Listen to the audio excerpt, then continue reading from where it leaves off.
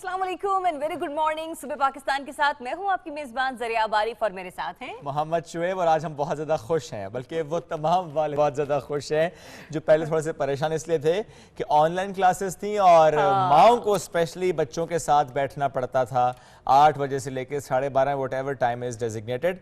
माएँ साथ बैठती थी, माएँ कहती थी हम और कुछ कर नहीं पा रहे कि बच्चों के साथ ऑनलाइन क्लासेस लेनी पड़ती है और उसके रिजल्ट्स भी इतने अच्छे नहीं होते। ज़रा बच्चे उस तरह सीख नहीं पाते, बच्चे नींद में ही होते हैं, घर में जिस तरह से बैठे होते हैं। बिल्कुल, आज फाइनली स्कूल जो है वो खोल दिए गए हैं और इन लोगों की खुशी दीदनी थी। यकीन करें, मैं मेकअप रूम में थी और हमारे पीटीवी वर्ल्ड के को होस्ट जो हैं शहजाद, वो वहां पर थे, एक न्यूज़ एंकर हमारे साथ थी वहां पर। तो ये लोग इतने एक्साइटेड थे कि इनके बच्चे स्कूल जा रहे हैं और मतलब इनके घर में सुकून का माहौल होगा। वो जो शुक्र है खुल गए।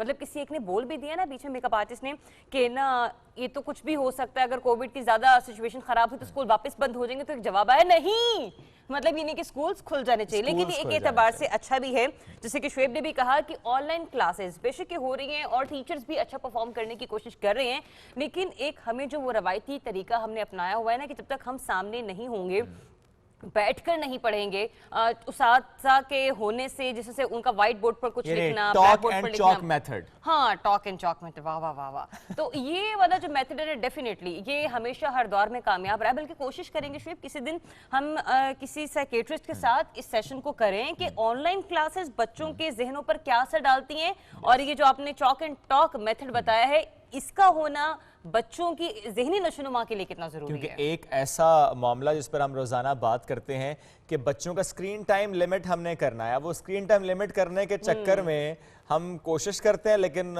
एक नोटिफिकेशन आ जाता है, उसके बाद फिर 4-4, 5-5 घंटे बच्चा फ़ोन पे है, वो तो पढ़ रहा है, उसके बाद भी फ़ोन पे वो कार्टून्स या गेम्स देख रहे हैं। लेकिन मैं थोड़ा जस्टिफाई भी करना चाहूँगा ये जो गवर्नमेंट के फैसले होते हैं इसको, वाई, बिकॉज बहुत तनकीद होती है कि जी एयरलाइंस तो ऑपरेशंस कर रही हैं, ट्रेन्स चल रही हैं, बैंक्स ओपन हैं, इदारे खुले हैं, मिनिस्ट्रीज़ हैं, गवर्नमेंट का काम हो रहा है और स्कूल्स बंद हैं, नुकसान बच्चों का है। तो मैं थोड़ा सा यहाँ पे समझाना चाह रहा हूँ, क्योंकि इस पे मैं पढ़ रहा था कि स्कूल खुलने का मतलब क्या है। एक बहुत ज्यादा एंगेजमेंट होती है, बच्चों का सिर्फ घर से निकलना और स्कूल आना नहीं है, रास्ते में कौन कौन इन्वॉल्व है, वैन वाला भी इन्वॉल्व है, फिर स्कूल आ रहे हैं, स्टाफ है, टीचर्स हैं, गार्ड्स हैं, मेड्स हैं, जो भी स्टाफ है वो इन्वॉल्व है।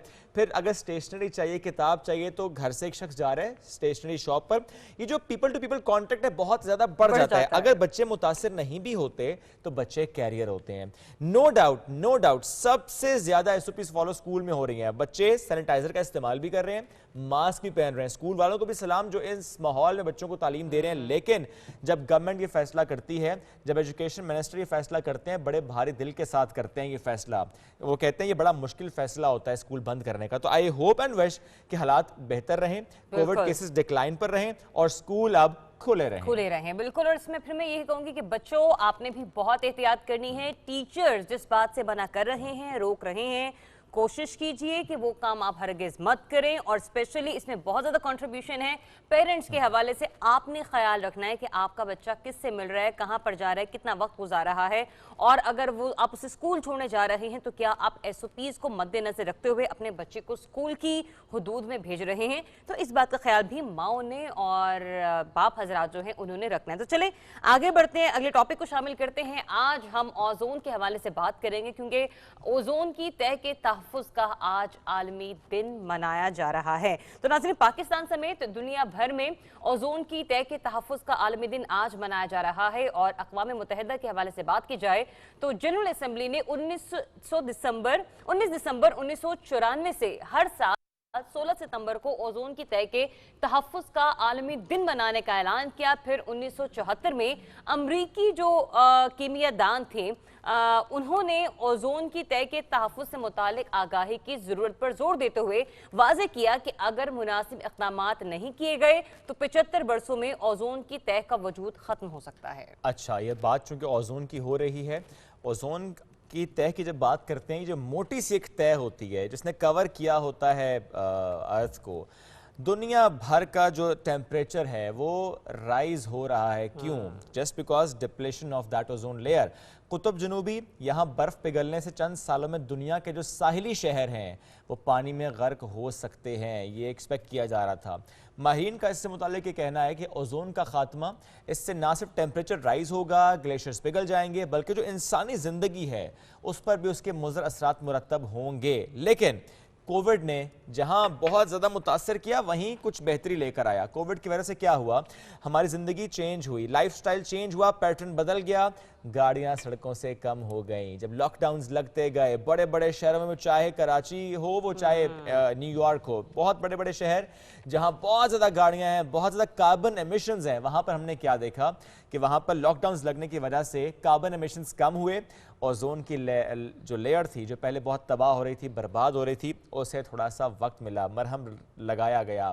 مرہم ایسا لگا اس پر کہ وہ جو اوزون کی جو لیئر برباد ہو رہی تھی وہ تھوڑی بہتر ہو گئی، اور اس کی وجہ سے اب کہتے ہیں کہ اب تھوڑی سی بہتری ہے اوزون لیئر. اور بہتری میں یہاں بات کروں گی کہ اوزون لیئر کو برقرار رکھنے کے لیے، اس کی افادیت کو مطلب یعنی کہ مؤثر رکھنے کے لیے جو سب سے زیادہ اہم کردار ادا کرتے ہیں نا، وہ ہیں جنگلات، وہ ہیں درخت. آپ زیادہ سے زیادہ درخت لگائیں، آپ زیادہ سے زیادہ جنگلات لگائیں، جس سے جو ہمارا ماحول ہے وہ ناخوشگوار نہیں ہوگا، پولیوٹڈ نہیں ہوگا. اور یہی ایک وجہ ہے کہ جس کے بعد ہم دیکھتے ہیں کہ اوزون لیئر جو ہے ہم اس کو برقرار رکھنے میں کامیاب ہو پاتے ہیں. اور ویسے بھی ہم نے دیکھا کہ پی ٹی آئی گورنمنٹ نے بلین ٹری سونامی کا جو پروجیکٹ سٹارٹ کیا، اس پر بھی اس چیز کا کریڈٹ جاتا ہے کہ کس طرح سے ہم لوگ اس اوزون لیئر کو برقرار رکھنے میں کامیاب ہو سکتے ہیں. اور اس میں جو ہم نے ایک نئی پالیسی دیکھی پی ٹی آئی گورنمنٹ کی، الیکٹرک وہیکل پالیسیز، کہ ہم جو چاہ رہے ہیں کہ 2030 تک میکسیمم جو ہماری ٹرانسپورٹ ہے، یعنی میں میس ٹرانزٹ سسٹم کی بات کروں، اسے الیکٹرک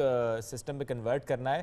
تو اس سے بھی کیا ہوگا، کیونکہ زیرو ایمیشنز ہیں الیکٹرک وہیکلز کی، تو اس کی وجہ سے بھی آپ کی جو آپ کا ماحول ہے وہ صاف بہتر رہے گا. ویسے بھی ہم ایک بات کرتے ہیں کلین اینڈ گرین پاکستان کی، تو اس کے ریزلٹس اسی طرح سے ہمیں نظر آئیں گے. And when we talk about ozone, تو تقریباً 90% جو اوزون کا حصہ ہے وہ ارتھ کی سرفیس سے 15 سے 55 کلومیٹر کے دائرے میں موجود ہے. تو بڑا اہم رول ہے پھر ان ایمیشنز کا. جتنی کم ایمیشنز ہوں گی اتنی ہی اوزون ٹھیک رہے گی، کیونکہ اوزون وہ جو بری شعاعیں ہیں، جو خطرناک شعاعیں انہیں ارتھ پر پہنچنے سے روکتی ہے.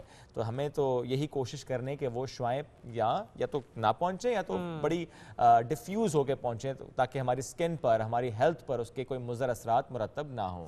بالکل. تو اب آگے بڑھتے ہیں شعیب، کچھ مزید اپڈیٹس کے حوالے سے بات کرتے ہیں. ایکسپاکو ادارے کا ہم ذکر کریں گے اور اس کی افادیت کے بارے میں، پاکستان میں اس کا کیا کردار رہا، کب سے اس کا آغاز ہوا، ذرا اس پر بھی ہم بات کرتے ہیں. کہ اسپارکو جو ہے وہ ایک خلائی تحقیق کا پاکستانی ادارہ ہے، اور یہ ہم نے اپنی کتابوں میں بھی پڑھا ہے، بچپن سے ہم جانتے بھی ہیں. لیکن یہ ادارہ بنا کب، یہ کام کس طرح سے کرتا ہے، آج ہم ذرا اس کے بارے میں بھی آپ کو اپڈیٹ دے رہے ہیں. کہ یہ ادارہ پاکستان کی بالائی فضا اور خلائی تحقیق کے سلسلے میں کراچی میں 16 ستمبر 1961 میں قائم ہوا ہے، یہ تشکیل پایا ہے. مطلب یہ کہ یہ جو ادارہ ہے یہ کام کہاں کرتا ہے، فضا میں، جو کہ ہماری بلند فضا ہے، جہاں پہ ہم دیکھتے ہیں جو کہ ہماری اسپیس کو کور کر رہی ہوتی ہے. اور جو خلائق محققین ہیں، یہ جو ادارہ ہے یہ ان کو فیسلٹیز پرووائڈ کرتا ہے.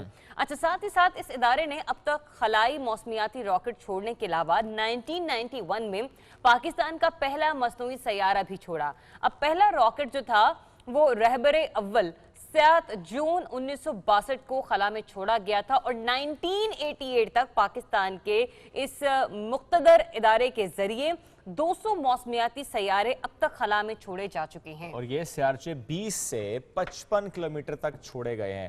1999 سے لے کر 2002 اسپارکو کے سائنسدانوں نے شاہین میزائل کی تیاری کے سلسلے میں بھی مدد کی تھی. اور جب بات ہے اسپارکو کی، تو پاکستان اٹامک انرجی کمیشن کا ونگ تھا، اسپیس سائنس ریسرچ ونگ، جسے بعد میں اسپارکو کا نام دیا گیا.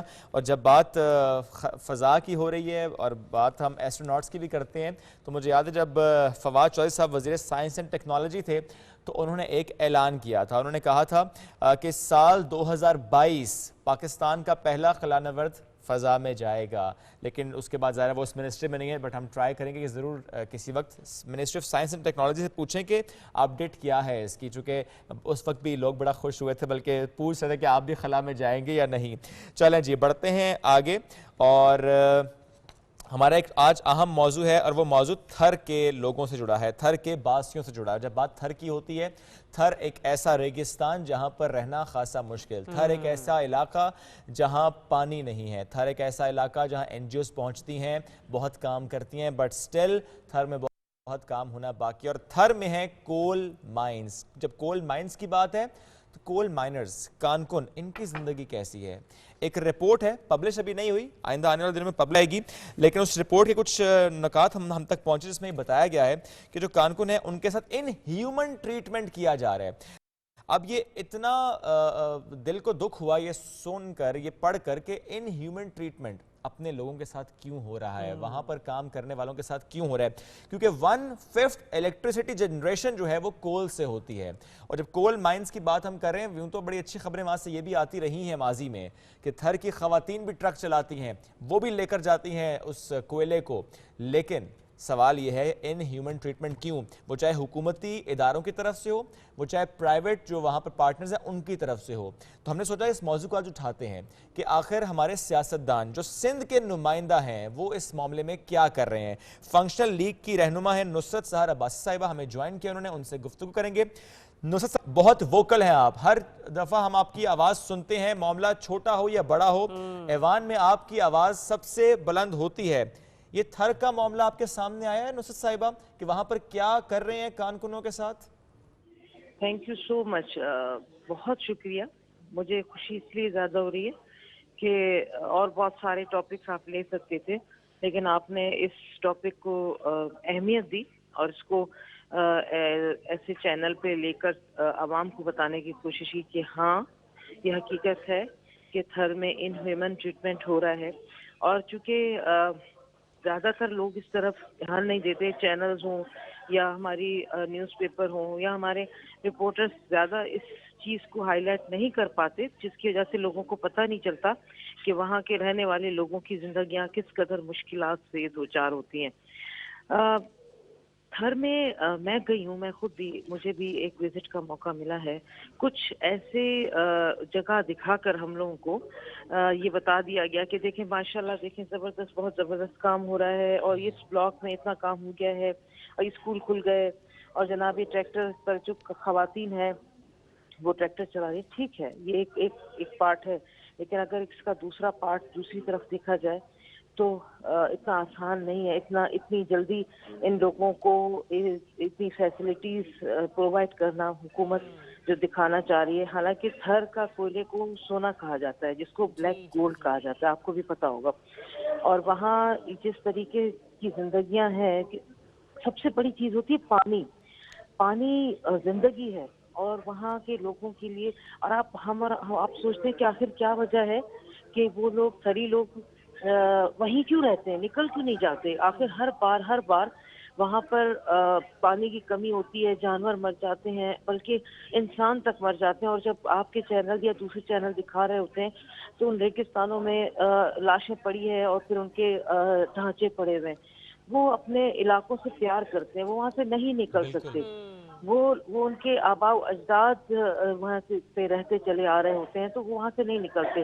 اب مجھے اگر ہم کمپیئر کریں نا اپنے تھر کو اور اپنے ہندوستان کے تھر کو، تو یا ایون آپ پنجاب کی طرف ہی آ جائیں، ان کے ڈیزرٹ ایریا کو ہی دیکھ لیں تو آپ کو بہت بڑا فرق ملے گا۔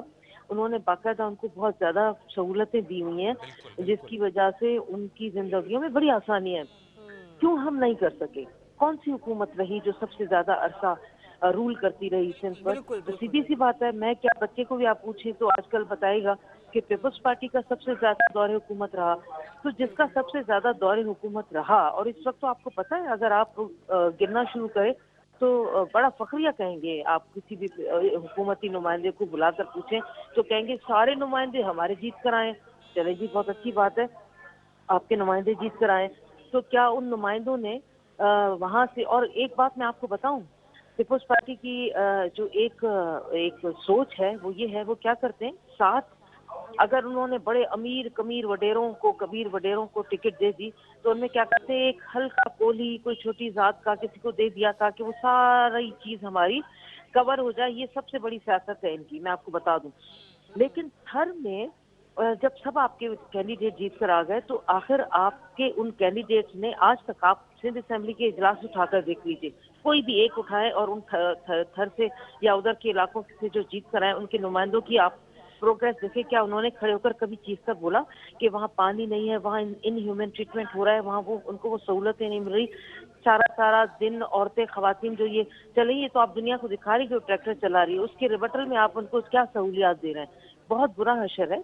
थर को अगर सही तरीके से तवज्जो दी जाती तो यकीन माने हम जिस चीज का इस वक्त शिकार हैं, मतलब लाइट बिजली सबसे ज्यादा हमारे यहाँ कमी है, गैस की कमी है और बहुत सारी, ये सोना निकलता और ये सोना सही तरीके से इस्तेमाल होता, गोल्ड जिसको कहते हैं। ये आपने बिल्कुल दुरुस्त फरमाया कि सिंध के बच्चे को पता है कि वहां पर पिछले 2 हुकूमतों के अदवार जो हैं वो किस पार्टी ने गुजारे, और अब भी पिछले 3 सालों से वहीं पर पीपल्स पार्टी है जो सिंध में रूल कर रही है।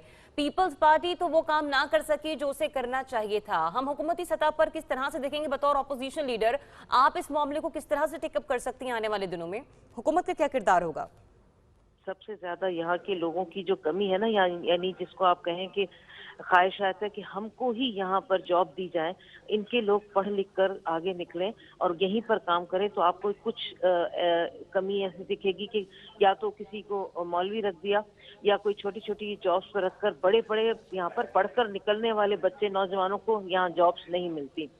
तो बहुत सारी ऐसी चीजें हैं जिस पर सारा दिन अगर डिस्कस किया जाए तो मेरे ख्याल में कम होगा। बिल्कुल आप सही कह रहे हैं कि इनह्यूमन ट्रीटमेंट हो रहा है और बहुत सारी कमियां हैं जो अगर पूरी की जा सकती, गवर्नमेंट अगर सही तरह तवज्जो देती तो बहुत कुछ हासिल हो सकता था। अच्छा नुसरत साहिबा, चूंकि बात आज हम थर की कर रहे हैं और बात हम कोल माइनर्स की कर रहे थे, तो मुझे ज़रा ये बताइएगा, ये जो रिपोर्ट जिसका हम हवाला दे रहे हैं जिसमें अगर ये भी लिखा गया है कि माइन वर्कर्स को तशद्दुद का निशाना बनाया जाता है, आप मुतालबा करेंगी इदारों से? आप क्या आवाज़ उठाएंगी? आप क्या सिंध हुकूमत से पूछेंगे? क्या बिलावल भुट्टो को झंझोड़ेंगी? क्या सवाल करेंगी ऐवान में कि क्या है ये? जवाब दो।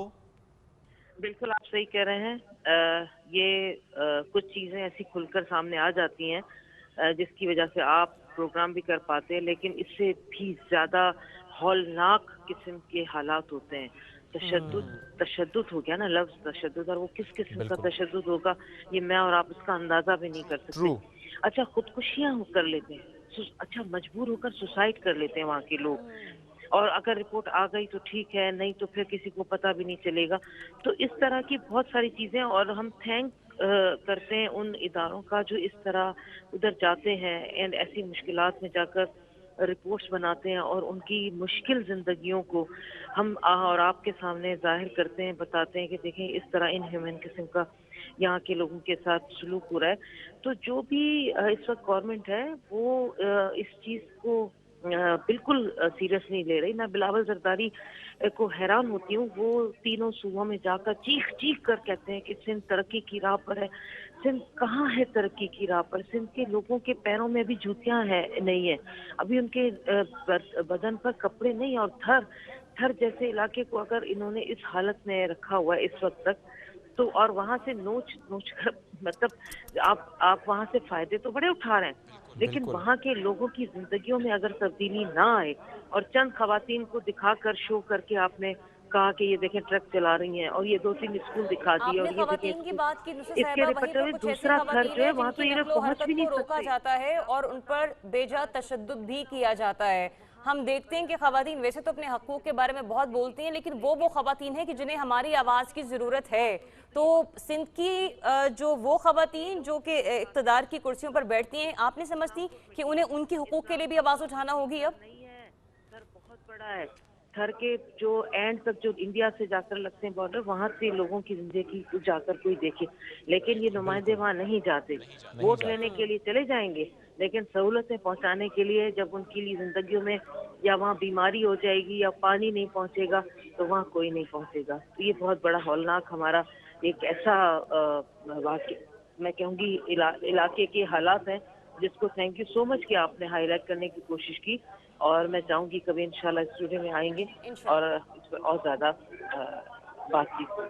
थैंक यू सो मच दूसरे सहर अब्बासी साहब, आपने अपना कीमती वक्त हमें दिया और डेफिनेटली हमारी कोशिश थी कि हम इस मामले पर बड़े बेहतर से किसी भी लीडर से बात कर सकें और कोशिश की जा सके कि सिंध असेंबली में ये मामला टेकअप हो। जैसे कि शुएब ने आपने भी बताया कि रिपोर्ट अभी मंजर आम पर नहीं आई है, लेकिन जो ही ये रिपोर्ट मंजर आम पर आएगी हम तवक्को रखते हैं उन तमाम बड़े ओहदे रखने वाली तमाम सियासी शख्सियात से कि वो ये मामला सिंध असेंबली में उठाएंगे और जिस दिन भी ये मामला इंशाल्लाह सिंध असेंबली में हाईलाइट हुआ हम समझेंगे कि शायद हम कुछ बेहतर करने में कामयाब हुए और फिर डेफिनेटली उस मामले का फॉलो अप भी लेने की भरपूर कोशिश करेंगे। क्योंकि जब इस खबर की बहुत ज़्यादा इस खबर पर बहुत बात हो कि खातून ट्रक चलाती है, बड़ा अच्छा इमेज जाता है पाकिस्तान का, लेकिन जब ये खबर आएगी कि वहाँ की ख़वातीन जो वर्किंग वुमेन हैं, जो थर के मुश्किल हालात में काम करती हैं, उन पर तशद्दुद हो रहा है, उनके साथ ही नारवा सलूक है, तो फिर इमेज ख़राब होता है। इस पर सवाल होगा, आज हुआ है, आइंदा भी होगा। एक ब्रेक लेंगे, वापस आएंगे, स्टे विद अस।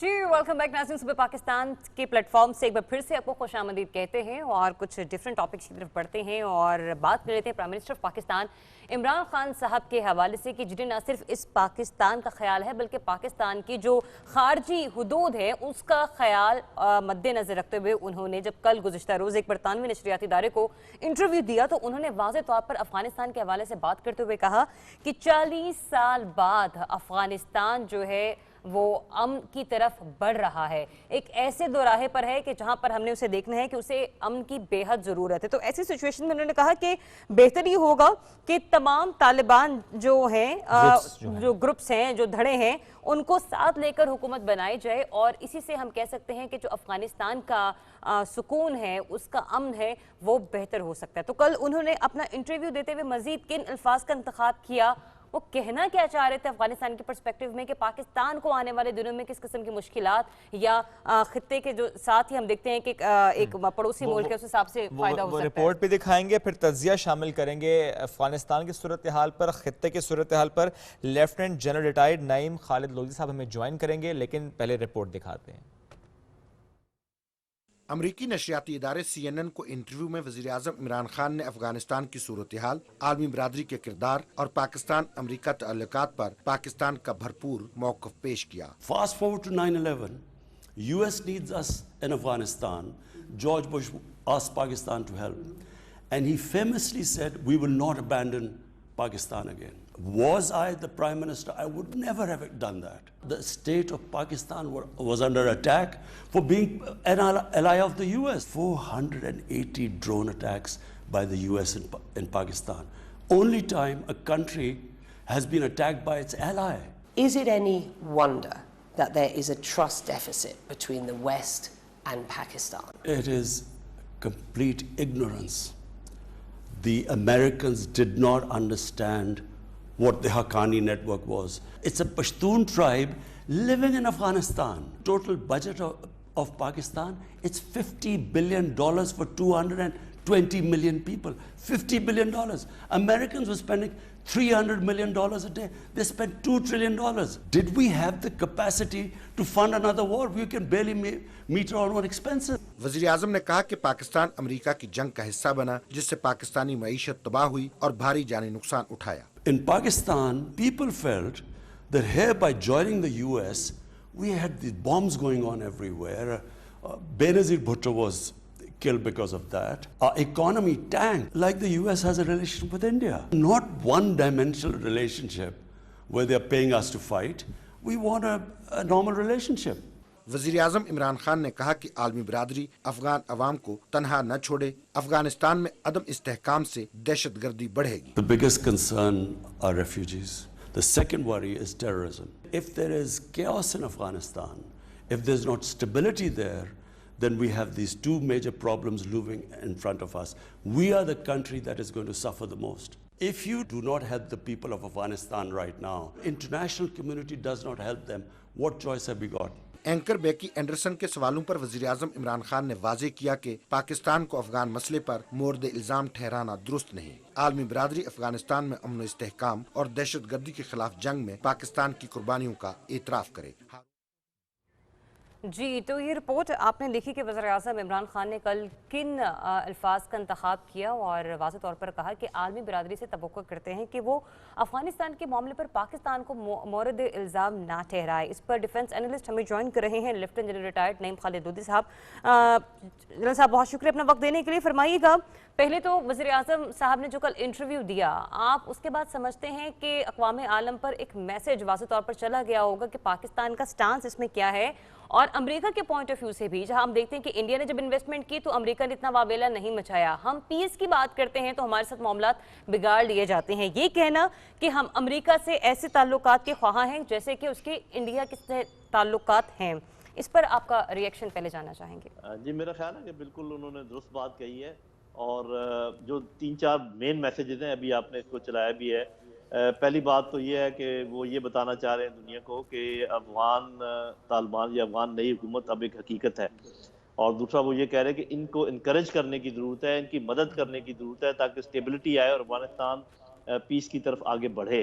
اور میرا خیال یہ میسج صرف افغانستان اور پاکستان نہیں پورے خطے کے لیے ہے، اور خطے کا صورتحال یہ کہ جب چین اور روس انوالوڈ ہیں اور امریکہ انوالوڈ ہے تو دنیا کے لیے یہ میسج ہے. تو آپ ٹھیک کہہ رہی ہیں کہ دنیا کو بالکل بہترین بیلنس میسج دیا ہے.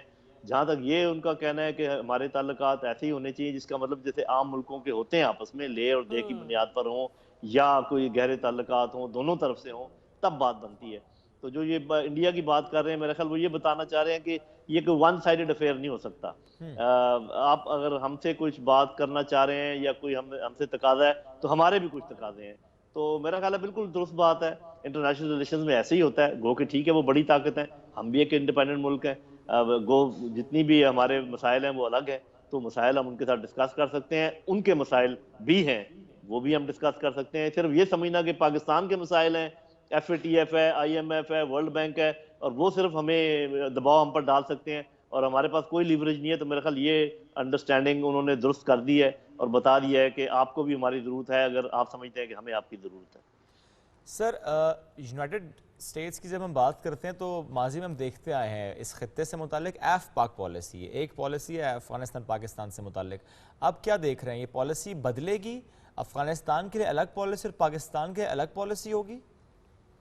جی دیکھیں, پہلے بھی بہت سارے لوگ یہ کہتے تھے کہ ایف پیک میں اس کی ترتیب بھی غلط ہے, پاک ایف ہونی چاہیے اگر ہونی بھی ہے, کیونکہ اس لیے کہ دیکھیں پاکستان کے ساتھ ایک تو بہت دیرینہ تعلقات ہیں امریکہ کے, اور آگے بھی اگر چلیں گے تو میرا خیال ہے کہ پاکستان کے ساتھ زیادہ ان کے تعلقات رہیں گے افغانستان کے مقابلے میں. تو چینج تو ہونا چاہیے تھا اور جیسے ہونے جا رہا ہے مجھے لگ رہا ہے کہ میرا تھیسس یہ ہے کہ یہ خطہ جو ہے امریکہ صرف روس اور چین کے لیے نہیں چھوڑے گا, واپس آئے گا, پینترا بدل کر آئے گا, شکل بدل کر آئے گا, اکنامک انویسٹمنٹ لے کر آئے گا, کوئی پولیٹیکل اور داؤ لگائے گا. تو وہ آئیں گے ضرور, اور آنے کے لیے اس خطے میں پاکستان ہی ایک ایسا ملک ہے جس کے ساتھ پھر ان کو اپنے تعلقات ٹھیک کرنے پڑیں گے. تو وہ جو بلنکن کہہ رہے تھے نا کہ ہم ریویو کریں گے تعلقات, تو میرا ماننا یہ ہے کہ یہ ریویو بہتری کی طرف ہوگا, یہ بدتری کی طرف نہیں ہوگا. جی جنرل صاحب یہ بھی بتائیے گا کہ یو این جی اے کی فورم سے آپ سمجھتے ہیں کہ پرائم منسٹر آف پاکستان کو افغانستان کے معاملے پر بھی بات کرنی چاہیے, اور اگر وہ ایسا کرتے ہیں تو اس کے جو آؤٹ کمز ہیں وہ کیا ہو سکتے ہیں, پازیٹیو ہی ہوں گے یا نیگیٹو ہوں گے؟ دیکھیں جی ضرور کرنی چاہیے. افغانستان اس وقت جیسے میں نے آپ کو پہلے بتایا کہ پوری دنیا کو افیکٹ کر رہا ہے, صرف اس خطے کو ہی نہیں, اور سب سے زیادہ اگر کسی ملک کو افیکٹ کرتا ہے تو وہ پاکستان ہے. تو ہم کیوں نہ اس کا ذکر کریں, اور ہم اس سے افیکٹڈ ہیں ہر لحاظ سے, پولیٹیکلی, اکنامیکلی, ملیٹریلی. تو ہمارا تو بالکل کہنا بنتا ہے, اور میرا خیال ہے کہ اس کا امپیکٹ کوئی برا ہونا نہیں چاہیے, کہ اگر ہم یہ بتائیں کہ ہم بیلنس ویو ہم پیش کریں کہ ہم, اور وہ جو دو ہمارے اصول ہیں بالکل ٹھیک ہیں کہ we have no favourites and we want Afghan land Afghan own thing. تو جب آپ افغان لینڈ افغان اون کہہ رہے ہیں, پھر آپ کیوں یہ اندر تل رہے ہیں اس قسم کی چیزیں کہ آپ کے انکلوسیو ہونی چاہیے اور آپ کی خواتین کو یہ ملنا چاہیے. ارے بھائی کتنے ملک اور ہیں جہاں پر کوئی خواتین منسٹر نہیں ہے, آپ نے آج تک کوئی بات نہیں اٹھائی. کتنے ملک اور ہیں جہاں کوئی انکلوسیوٹی نہیں ہے, آپ نے وہاں تک بات نہیں اٹھائی. آپ کو سب سے یہی نظر آ رہا ہے افغان ٹرائبل سوسائٹی ہے, ان کے اپنے نارمز ہیں, اپنے طور طریقے ہیں, وہ ان کے اپنے طور طریقے سے ملک کو آگے چلائیں. ہاں اگر ان کا ملک کسی اور کے لیے کوئی منفی رویہ رکھتا ہو یا وہاں سے کوئی نیگیٹو ہوتے ہیں, اس کے لیے ہم اعتراض کر سکتے ہیں. ان کے اپنے نظام کو ان کو چلانے دیں, جب تک ان کے عوام ان کے ساتھ ہیں, ہمیں اس پر کیا اعتراض ہے. اور سر جب یہ جو بات آپ نے کی, اسی سے ایک سوال کرنا چاہوں گا کہ یہ بڑا درست آپ کہہ رہے ہیں, کیونکہ پھر سوال یہ بھی اٹھتا ہے کہ امریکہ کو یا سپر پاورز کو فلسطین کی سچویشن نظر نہیں آتی, انہیں مقبوضہ کشمیر نظر نہیں آتا, وہاں پر جو انڈین ایٹراسٹیز ہیں وہ نظر نہیں آتی. نظر آ رہا ہے افغانستان, جہاں پر افغانستان کے اپنے لوگ حکومت بنانا چاہتے ہیں. جی آپ بالکل ٹھیک کہہ رہے ہیں, لیکن ایک تھوڑی سی شکایت ہمیں اپنے جو مسلم ملکوں کی لیڈرشپ ہے ان سے بھی کرنی چاہیے. ان کو سیریا نظر نہیں آتا, ان کو یمن نظر نہیں آتا, ان کو لیبیا نظر نہیں آتا, ان کو عراق نظر نہیں آتا.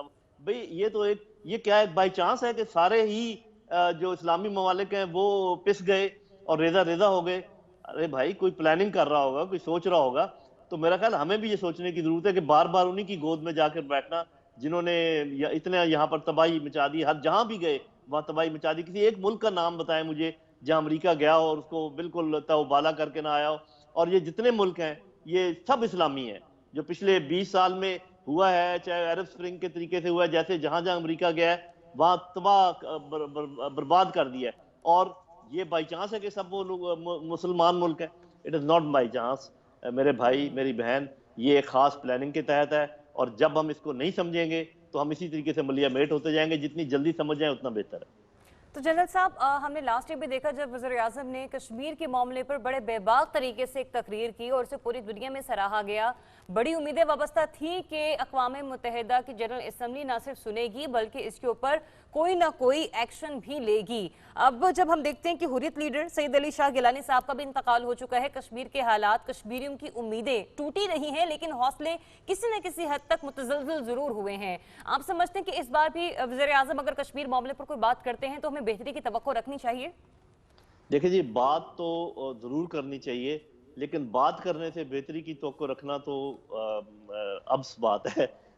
ہمیں یہ دیکھنا ہے کہ جن ملکوں نے اپنی آزادی حاصل کی ہے وہ کیسے حاصل کی ہے، یہ کشمیریوں کو بھی دیکھنا ہے، یہ پاکستانیوں کو بھی دیکھنا ہے، اور پاکستانی لیڈرشپ کو بھی دیکھنا ہے۔ تو جس طریقے سے آزادیاں حاصل کی جاتی ہیں کوئی آپ کو پلیٹ پر رکھ کر نہیں دیتا، اسی طریقے سے کشمیری بھی اور پاکستان ان کی جیسے مدد کریں گے، آزادی حاصل کریں گے انشاءاللہ۔ اور مجھے لگ رہا ہے کہ ان میں ایک ولولہ، تازہ ولولہ پیدا ہوگا بے جو شک۔ کچھ ہمارے ارد گرد ہوا ہے، اور اس کی بنیاد پر آپ دیکھیں گے یہ تحریک آگے بڑھے گی، اور پاکستانی بھی یہ بات سمجھ جائیں گے کہ صرف باتیں کرنے سے کام نہیں بنتا۔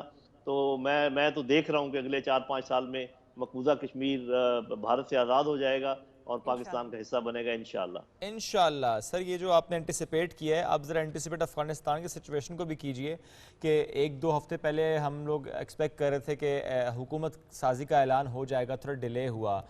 اب عمران خان صاحب نے بھی کل کہا کہ مستقبل میں کیا سچویشن ہوگی افغانستان میں، اس کو لے کے وہ تھوڑے سے ورڈ ہیں۔ آپ کیا دیکھ رہے ہیں حالات کو؟ وہ چاہے پنشیر ہو، چاہے دیگر معاملات ہوں، افغانستان میں حکومت سازی تمام فیکشنز کا ساتھ ہونا، کیا لگ رہا ہے آپ کو کب تک یہ چیزیں اسٹیبلٹی کی طرف چلی جائیں گی؟ جی، میں نے تو پہلے بھی یہ تقریباً اندازہ لگایا ہوا ہے کہ کم از کم 2 سال لگیں گے پولیٹیکل سٹیبلٹی کو، کیونکہ صاف ظاہر ہے جب بھی یہ حکومت بنے گی بہت سارے لوگ اعتراض کریں گے، کیونکہ وہاں پر بہت ایتھنیسٹیز ہیں اور 34 صوبے ہیں، اور ان صوبوں میں آپس میں بعض اوقات بہت زیادہ فرق ہے، بعض اوقات 19-20 کا فرق ہے۔ تو یہ مکمل حکومت ابھی نہیں ہوئی ہے۔ اس حکومت کی مکمل حکومت سازی تب کہا جائے گا جب یہ 34 صوبوں کے گورنرز کا اعلان کریں گے، اور اگر عوام نے یہ محسوس کیا کہ وہ گورنرز جو انہوں نے اپوائنٹ کیے ہیں وہ انہی میں سے ہیں اور ہر دل عزیز ہیں لوگوں میں، تو دیکھیں گے وہ انکلوزیوٹی کی جو معاملہ ہے وہ حل ہو جائے گا۔ تو ابھی تک وہ اس پہ غور و فکر کر رہے ہیں، کچھ دیر ضرور لگ رہی ہے کیونکہ یہ آسان مسئلہ نہیں ہے، لیکن جو کچھ ابھی تک ہوا ہے وہ آپ نے دیکھا ہوگا پازیٹیو ٹریجیکٹری پر ہے۔ تو ہم اگر ایکسٹینڈ کریں اسی ٹریجیکٹری کو تو میں تو بہت پر امید ہوں کہ افغانستان جو ہے وہ امنی کی طرف جا رہا ہے اور یہ اپنے مسائل حل کر لیں گے۔ اتنی جلدی تو کوئی بھی ملک اپنا مسئلہ حل نہیں کرتا۔ جب ہمارے پراپر انتخابات ہوتے ہیں اور انٹرم حکومت کے بعد نئی حکومت بنتی ہے تو ہماری اپنی حکومت سازی میں جبکہ ہر سسٹم انٹیکٹ ہے اس میں بھی 1 ماہ 2 ماہ لگ جاتے ہیں، اور وہاں تو ہر چیز ملیا میٹ ہے۔ ان کو ٹائم دیجئے، آپ دیکھیں گے کہ وہ اپنے مسئلے حل کر لیں گے۔ جس طریقے سے انہوں نے لوگوں کو معاف کیا ہے، جس طریقے سے ایک بردباری کا انہوں نے ثبوت پیش کیا ہے، مجھے یہ لگ رہا ہے کہ افغانستان کو ابھی ترقی اور امن سے کوئی نہیں روک سکتا۔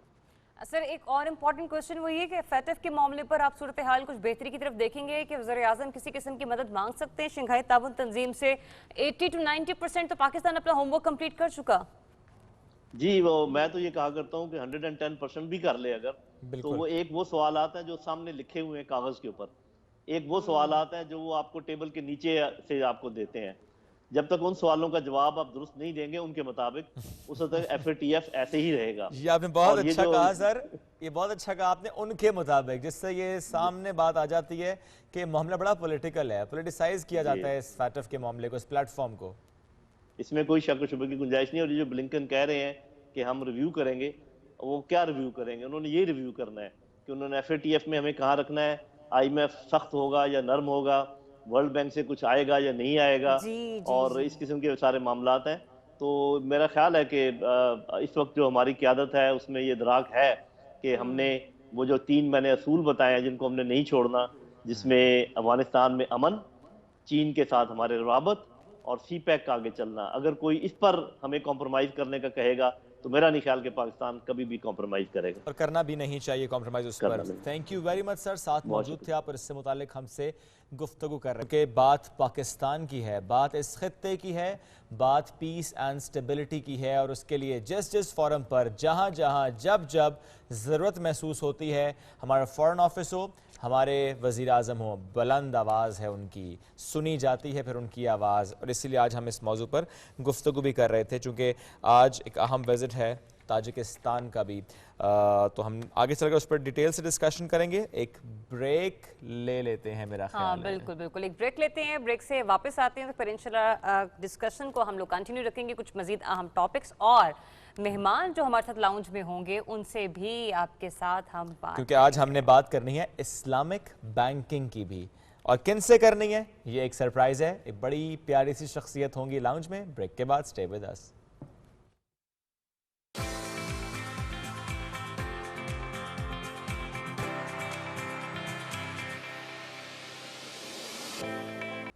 ویلکم بیک ناظرین. بریک کے بعد پروگرام کو کنٹینیو کریں گے, لیکن خبر ایک اچھی ہے. سب سے پہلے وہ آپ کے ساتھ شیئر کرتے چلیں کہ سچوان میں ابھی زلزلے کی اطلاعات موصول ہوئی ہیں اور خبر وہاں سے اچھی نہیں آ رہی ہے. بتایا جا رہا ہے کہ 3 افراد ہلاک ہوئے ہیں, جبکہ زلزلے کی شدت کے بارے میں بتایا گیا ہے کہ زلزلے کی شدت 6.0 رہی ہے.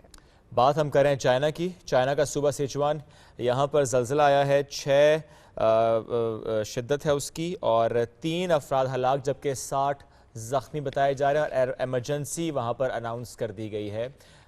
یہ ہم نے بات کی ہے چائنا کے صوبے سچوان کی, جہاں پر اب سے کچھ دیر پہلے زلزلے کی جھٹکے محسوس کیے گئے ہیں. 6 اس کی شدت ہے اور 3 افراد ہلاک جبکہ 60 زخمی ہیں. بڑھتے ہیں آگے پروگرام میں اپنے اگلے موضوع, اگلے مہمان کی جانب. اور آج جس طرح ہم نے بریک پر جانے سے پہلے ذکر کیا تھا کہ آج ایک بڑی پیاری شخصیت یہاں پر ہوں گی. یوں تو وہ ایسی شخصیت ہیں کہ اگر آپ بینکنگ سے متعلق ڈسکشن کرنا چاہیں گے تو اس پہ ہی گھنٹے بیت جائیں گے. اگر سوشل ورک پہ بات کرنا چاہیں گے اس پہ بھی کئی پروگرامز ہو سکتے ہیں, اور اگر صرف ان کے بھائی کی شخصیت پر بات کرنے کے لیے بیٹھیں گے تو پھر تو دل کرے گا اٹھیں ہی نہ. جنید جمشید مرحوم ان کے بھائی ہیں ہمایوں جمشید صاحب, آج ہمارے مہمان. السلام علیکم, گڈ مارننگ. وعلیکم السلام شعیب, زریاب, اور تمام دیکھنے والوں کو اور سننے والوں کو میری طرف سے سلام. کیسے ہیں آپ؟ بالکل ٹھیک ٹھاک الحمدللہ. ہاؤ از دا روٹین سر, کیا چل رہا ہے آج کل؟ یار روٹین وہی جیسے سب آپ کی روٹین چل رہی ہے, ہماری بھی چل رہی ہے, جیسے پوری پاکستان کی چل رہی ہے.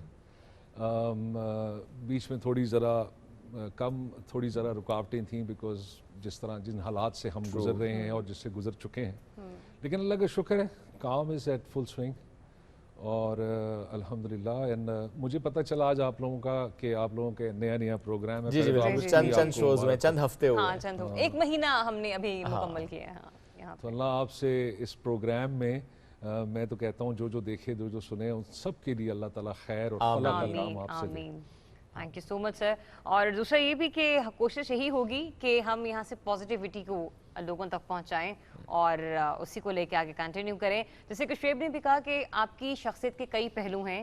ہم اسلامک بینکنگ کے حوالے سے بھی بات کر سکتے ہیں آپ سے, ہم آپ کے مرحوم بھائی کے حوالے سے بھی بات کرتے ہیں. تو سب سے پہلے جنید جمشید صاحب کے کچھ یادیں تازہ کرتے ہیں اور پھر اس کے بعد ہم بیک ٹو بیک آگے چلتے ہیں. ڈیفینیٹلی ایک ایسی شخصیت کا گھر سے بچھڑ جانا, ہر دل عزیز شخصیت ہر پاکستانی کے لیے بھی, اس وقت سے لے کر اب تک وہ وقت تو مشکل تھا ہی, لیکن کیا اب فیملی نکل آئی اس غم سے باہر؟ مطلب اس طرح سے کہ اب یاد تو آتی ہے لیکن پھر بھی اب سب ذرا حوصلے سب نے اپنے باندھ لیے. دیکھیں, اللہ سبحانہ و تعالیٰ جب کسی کو کوئی تکلیف دیتے ہیں نا تو اس کو سہنے کی طاقت بھی عطا فرما دیتے ہیں اور اس کو صبر بھی عطا فرما دیتے ہیں. یہ ایک بہت بڑا حادثہ پوری فیملی کے لیے, اور ایک ظاہری بات ہے ایک بہت بڑا گیپ. لیکن یہ ہے کہ اب الحمدللہ with the passage of time Allah has been very kind کہ اب یہ آہستہ آہستہ یہ گیپ فل تو نہیں ہو سکتا لیکن آپ کو صبر آ جاتا ہے.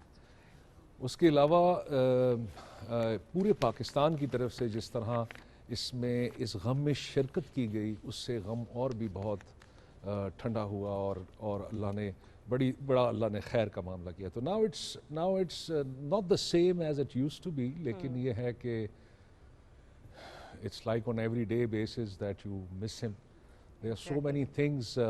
میرا اور جنید کا دیکھیں 50 سال کا ساتھ تھا, اور ہم لوگ تو ہاسٹلز میں بھی ساتھ رہے, ہم جب پڑھتے تھے تو میری والدہ, میں گورنمنٹ کالج لاہور میں تھا, جنید انجینئرنگ یونیورسٹی میں تھا, تو میری والدہ نے ہمیں کہا کہ لاہور میں وہ دونوں الگ الگ نہیں رہ سکتے, ساتھ رہو. تو ہم نے ایک ہاسٹل بھی ساتھ گزارا. بچپن میں ہم نے روم شیئرنگ بھی بہت کی, بیکاز میرے والد صاحب ایئر فورس میں تھے, تو ہم air base to air base ہماری پوسٹنگز ہوتی تھیں, اور وہاں ہمارے پاس اتنا کوئی بڑا لیوش گھر تو ہوتا نہیں تھا, 2-3 بیڈ روم ہوتا تھا. تو میرے اور جنید کا ہمیشہ ہم نے ایک بیڈ روم بھی شیئر کیا. پھر بعد میں کام کی نوعیت ایسی تھی کہ 2-3 مہینے ہم ملتے نہیں تھے. کئی دفعہ ایسا ہوتا تھا کہ ایک شہر کے اندر ہے, مہینہ 2 مہینہ ملاقات نہیں ہوئی. کئی دفعہ ایسا ہوتا تھا کہ ایئرپورٹ کے لاؤنج کے پیچھے کسی نے مجھے آ کے, اوئے تو کدھر بیٹھا ہے, تو میں نے دیکھا جو جنم بھائی بیٹھے ہوئے.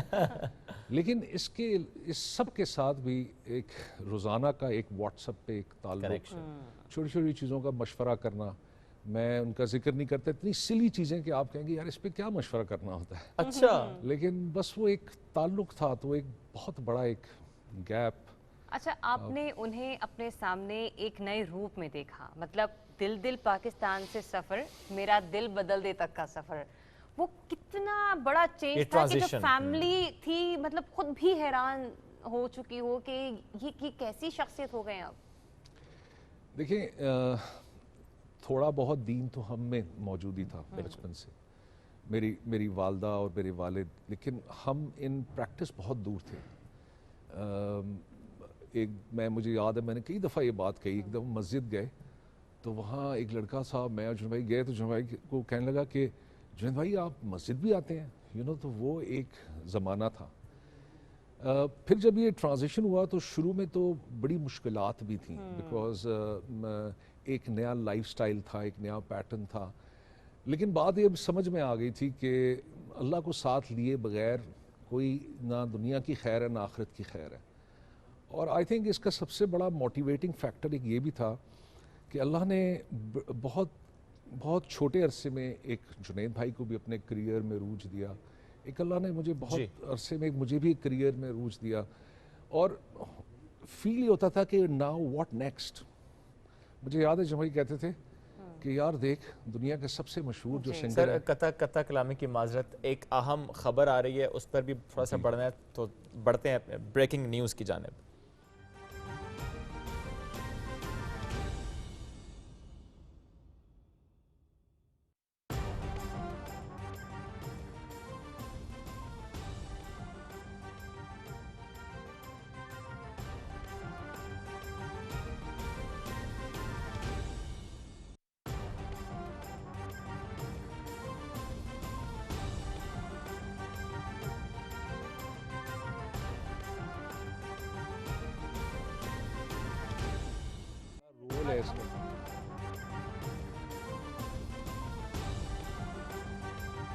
حسین کی وفاقی وزیر اطلاعات و نشریات چودھری فواد حسین کی وزیراعظم کے دورہ تاجکستان اور شنگھائی تعاون تنظیم کی کانفرنس کے حوالے سے اہم گفتگو آپ ملاحظہ کیجئے. وفاقی وزیر اطلاعات و نشریات چودھری فواد حسین ان کی وزیراعظم کے دورہ تاجکستان اور شنگھائی تعاون تنظیم کی کانفرنس کے حوالے سے اہم گفتگو سماعت فرمائیے. وزیراعظم پاکستان آج ایک اعلیٰ سطحی وفد کے ساتھ تاجکستان کے دارالحکومت دوشنبہ روانہ ہو رہے ہیں. ان کا دورہ 2 حصوں کے اوپر محیط ہے. پہلے حصے میں وہ شنگھائی تعاون کانفرنس یعنی SCO کے 20ویں اجلاس میں شرکت کریں گے, جہاں پر جو شنگھائی تعاون کانفرنس کے اور رکن ممالک ہیں ان کے سربراہان بھی موجود ہیں. وزیراعظم کی ملاقات ہوگی ایران کے سربراہ مملکت کے ساتھ جو ابھی منتخب ہوئے ہیں, اس کے ساتھ چین کے وزیر خارجہ کے ساتھ ان کی ملاقات ہوگی, اور جو سینٹرل ایشیا کے امپورٹنٹ لیڈرشپ وہاں پہ موجود ہوگی اس سے ان کی ملاقات ہوگی. پریزیڈنٹ پوٹن کے ساتھ ان کی ملاقات طے تھی, لیکن پریزیڈنٹ پوٹن جو تھے ان کا فون آیا, چونکہ اس وقت انہوں نے کوارنٹین کیا ہوا ہے اس لیے وہ تشریف نہیں لا رہے دوشنبہ میں. لیکن پریزیڈنٹ پوٹن کی اور پرائم منسٹر عمران خان کی ایک تفصیلی فون کے اوپر بات چیت ہوئی ہے, اور اب انشاءاللہ تعالیٰ اگلے مرحلے میں پرائم منسٹر صاحب کی اور پوٹن صاحب ہیں ان کے درمیان جلد ملاقات جو ہے, یا وہ پاکستان آتے ہیں یا پرائم منسٹر دورہ کرتے ہیں روس کا, وہ اگلے مرحلے میں طے ہوگا. اور دوسرا حصہ تاجکستان کے دورے کا ہے. اس دورے کی دعوت انہیں تاجکستان کے صدر امام علی رحمانوف نے دی تھی, اور اس سے پہلے تاجکستان کے صدر پاکستان تشریف لا چکے ہیں، اور پاکستان اور تاجکستان کے درمیان بہت ہی قریبی برادرانہ تعلقات ہیں۔ وہاں ایک بزنس کانفرنس ہونے جا رہی ہے جس میں وزیر اعظم پاکستان شرکت کریں گے، اور پاکستان اور تاجکستان کے درمیان بزنس کی جو روابط ہے ان کو بڑھانے کے لیے بات چیت ہوگی۔ افغانستان کی صورتحال اس کانفرنس کا ایک ظاہر ہے کہ بڑا کلیدی حصہ رہے گی، اور تاجکستان کا جو ایک کردار ہے افغانستان کے حوالے سے وہ بہت اہم ہے، اور ہم تاجکستان کے اس کردار کی اہمیت کو تسلیم بھی کرتے ہیں، اور وہاں یہ موقع ملے گا کہ ہم افغانستان کو ایک سٹیبل حکومت اور ایک انکلوسیو حکومت کی طرف جو ہمارا ایک ڈاکٹرائن ہے اس کو ہم کیسے مزید فردر کر سکتے ہیں، ایک ریجنل حل کی طرف ہم کیسے جا سکتے ہیں۔ وی این سینٹرل ایشیا جو پاکستان کی فارن پالیسی کا اس وقت ایک بہت ہی کلیدی حصہ ہے، یہ دورہ اس کے لیے بہت اہم سنگ میل ہے، اور انشاءاللہ تعالی ہمیشہ کی طرح جس طرح وزیر اعظم نے جب بھی دورے پہ گئے ہیں پاکستان کے عوام کا وقار بلند کیا ہے، انشاءاللہ یہ دورہ بھی اسی سلسلے کی ایک کڑی رہے گی۔ جی، تو یہ دورہ بھی اسی سلسلے کی کڑی ہے۔ وزیر اطلاعات فواد چودھری صاحب گفتگو فرما رہے تھے وزیر اعظم پاکستان کے دورہ تاجکستان کے حوالے سے کہ prime minister of Pakistan Imran Khan کن اہم امور کے حوالے سے اقوام عالم کو اعتماد میں لینے کی کوشش کریں گے۔ اعلیٰ سطحی وفد جو ہے وہ ان کے ہمراہ ہوگا، اور ان کا یہ جو وفد ہے وہ 2 حصوں پر مشتمل ہے۔ یہ جو دورہ ہے وہ 2 حصوں پر مشتمل ہے۔ پرائم منسٹر آف پاکستان کا شنگھائی تعاون تنظیم کی جو کانفرنس ہے اس سے وہ اس کا 20واں اجلاس ہے جس سے وہ خطاب کریں گے۔ وزیر اعظم اعلیٰ سطح وفد کے ہمراہ آج تاجکستان کے دارالحکومت دوشنبے میں جائیں گے۔ یہ دورہ 2 حصوں پر مشتمل ہے۔ اس دورے سے متعلق آپ کو ہم یہ بھی بتائیں کہ اہم ترین دورہ جس کا پہلا حصہ اس میں شنگھائی تعاون کانفرنس کے 20ویں اجلاس میں وہ شرکت کریں گے، اور اس دورے سے متعلق کی مزید اپڈیٹس یہ ہیں کہ اعلیٰ سطح وفد کے ہمراہ آج تاجکستان کے دورے پر جب وہ جائیں گے تو اہم رہنماؤں سے ان کی ملاقاتیں شیڈیول ہیں۔ وزیر اعظم عمران خان اور صدر پیوٹن کی ٹیلی فون پر تفصیلی گفتگو بھی ہوئی ہے اس دورے سے متعلق، اور صدر پیوٹن سے جلد ملاقات بھی ان کی ہوگی، یہ بھی اہم خبر آپ کو ہم دے رہے ہیں۔ وزیر اعظم پاکستان عمران خان آج تاجکستان کے دورے پر روانہ ہو رہے ہیں، اور دورے کا جو دوسرا حصہ ہے اس میں وزیر اعظم پاکستان عمران خان صاحب وزیر اعظم تاجکستان سے ملاقات کریں گے۔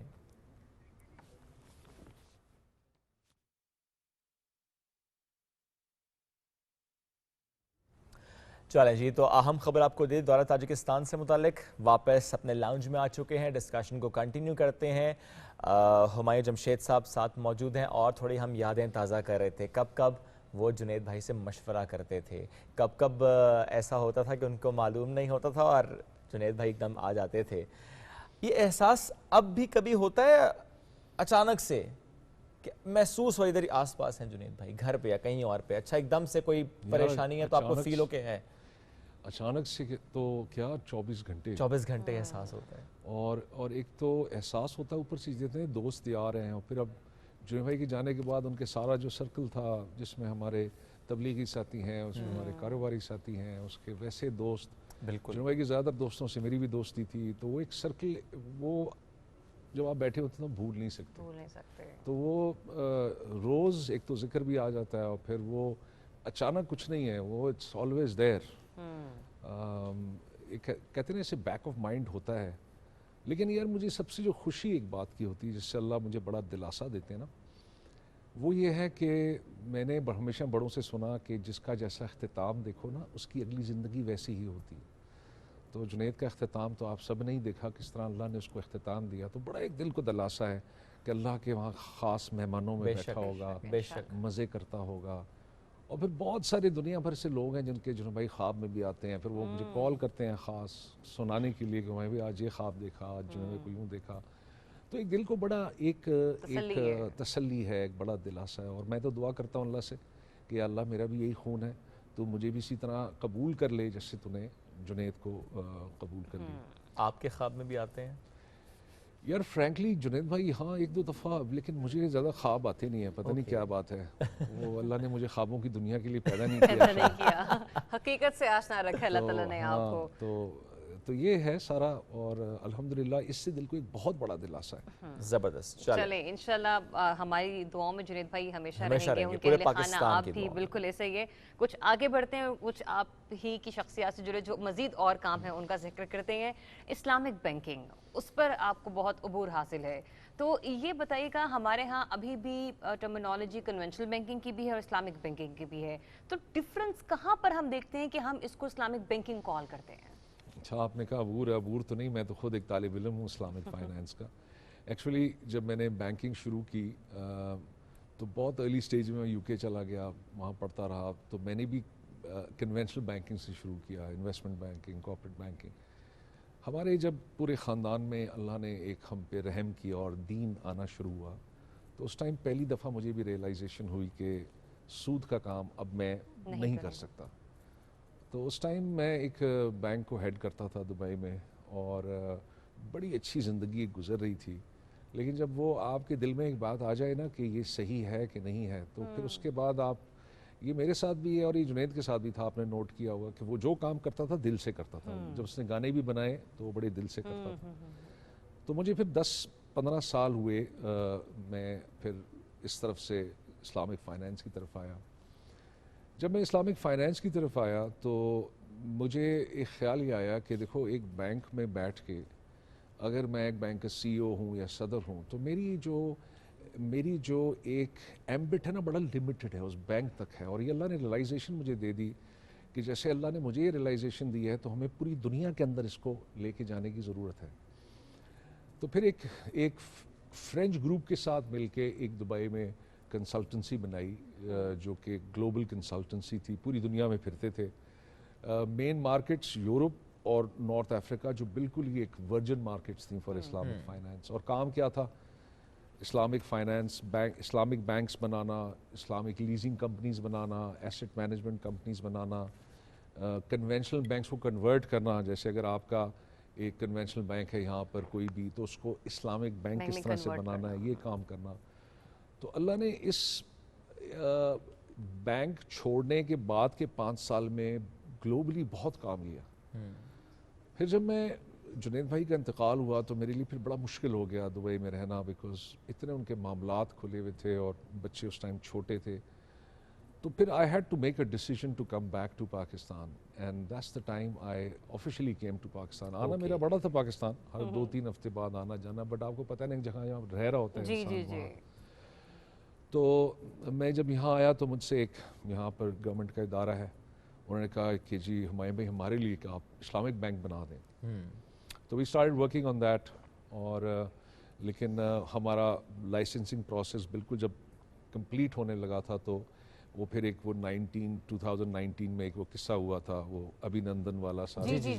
سو دے ڈیسائیڈڈ کہ اس ٹائم رک جاتے ہیں بیکاز ایک bank banana is a cash intensive project. تو وہ پیسے ادھر لگانے کے بجائے ہم کہیں اور لگا دیں. تو وہ رہ گیا. لیکن اب چھوٹے موٹے بہت سارے پروجیکٹس ہیں جو اسلامک فائنانس کے جو چلتے رہتے ہیں. آپ نے مجھ سے پوچھا تھا کہ کیا فرق ہوتا ہے. میں اگر پاکستان کی مارکیٹ کو کمپیئر کرتا ہوں نا، اللہ نے مجھے اس کام کے لیے بہت دنیا پھرائی ہے. میں سمجھتا ہوں کہ Pakistan is the most suitable market and the most compliant market in Islamic finance. ہم بہت آگے مڈل ایسٹ. ہمارے یہاں پروڈکٹس، ہمارے یہاں بینکس کے آپریشنز، ہمارے یہاں شریعہ کمپلائنس، ہمارے یہاں ریگولیٹری انوائرمنٹ، ہم بہت آگے دنیا سے. ہم تو اب اس سٹیج پہ ہیں جو میں بار بار کہتا ہوں، خالی یہاں نہیں آپ کے نیبرہڈ میں بھی جا کے بار بار کہتا ہوں کہ ہمیں تو ایکسپورٹ کرنا چاہیے یہاں سے. اب this is the time we should do it. دیکھیں ایک وقت تھا کہ اسلامک کا بزنس کیپیبلٹی انفراسٹرکچر پوری طرح سے ڈیولپ نہیں تھا.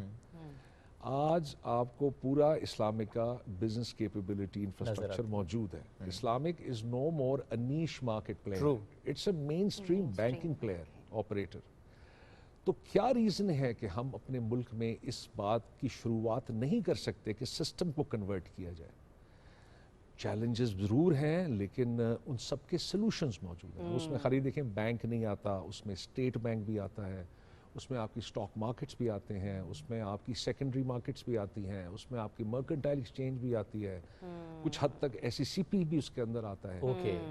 لیکن اب آج کے دور میں, آج کے دن آپ کے پاس کمپلیٹ کیپیبلٹی موجود ہے کہ آپ اس کو کنورٹ فلی کر سکتے ہیں, فلی آپ اپنی اکانومی کو اسلامک کر سکتے ہیں. اچھا, لیکن سر اس میں پھر ایک جب چیلنج کی آپ بات کرتے ہیں, کیا یہ ایک چیلنج ہے کہ سٹل بہت سے شہری ایسے ہیں جو ابھی بھی ایک جملہ استعمال کرتے ہیں جب اگر فار انسٹنس گاڑی لیز پر لینی ہو یا گھر لیز پر لینا, وہ کہتے ہیں جی کان کو یہاں سے پکڑو یا وہاں سے پکڑو, بات ایک ہے, چاہے کنونشنل بینکنگ لو چاہے اسلامک بینکنگ لو, اگر 9% انٹرسٹ ریٹ ہے 10 لاکھ والی چیز 15 لاکھ میں پہنچ جائے گی, چاہے یہاں سے لو چاہے یہاں سے لو. How do you respond that? وہ کہتے ہیں جی سود ہے, بھلے اس میں رینٹل مشتار کا کم اجارہ داری کا ایک ٹرم یوز ہوتا ہے. دیکھیں, اویئرنیس ہونا نا ایک بڑی ضروری چیز ہے. میری اس سے میں اس میں میری بڑی شکایت ہے اسٹیٹ بینک سے بھی اور ایگزسٹنگ بینک سے بھی. حالانکہ آپ کو حیرت ہوگی, پاکستان میں سب سے پہلا جو ملٹی نیشنل ونڈو بنی تھی اسلامک کی, اس کا بھی میں ہیڈ تھا پاکستان میں, ہم جب بنائی تھی. دیکھیں, ہمیں ایک نیشنل کمپین چلانے کی ضرورت ہے, لوگوں کو اویئرنیس کی ضرورت ہے. ہم نے ایک چھوٹا سا ایک بنایا ادارہ اس راہ پر, یہ وہ جنید, اس کا مینلی اس کو ہم نے دعوت سے بھی جوڑا ہے, دعوت سے بھی جوڑا ہے, اور یہ وہ اس پیٹرن پہ تھا جو بھائی کا جو وہ ایک مشہور گانا تھا نا, ہم کیوں چلے اس راہ پر, یہ اس راہ پر اس سے لیا. اس میں کرنا کیا ہے, یونیورسٹیز میں جانا, کالجز میں جانا, لوگوں کو بتانا کہ یار basically what are the advantages of having an interest-free banking for yourself. Right. What are the disadvantages of having an interest banking for yourself?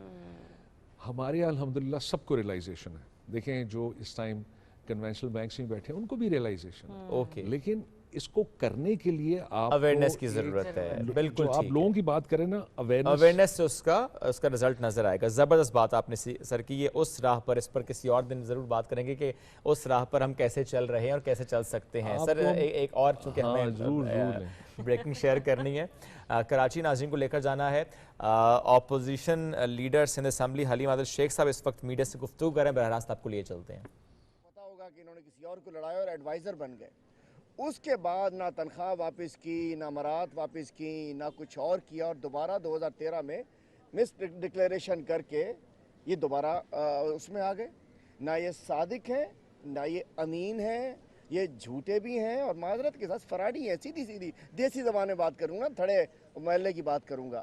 اب میں نے کہا بسم اللہ ہم یہاں سے کر رہے ہیں کہ ہم ان کو شروع سے سٹارٹ کریں گے اور عدالتوں میں جائیں گے, عدالتوں کے دروازہ کھٹکھٹائیں گے اور آخر تک آئیں گے. نومینیشن سے ڈیسکوں تک ہم عدالتوں کے دروازے بھی کھٹکائیں گے, کیسز بھی فائل کریں گے, پیٹیشنز بھی کریں گے. یہ پہلی کڑی ہے اس کی, بتاتے جا رہے ہیں سب کو.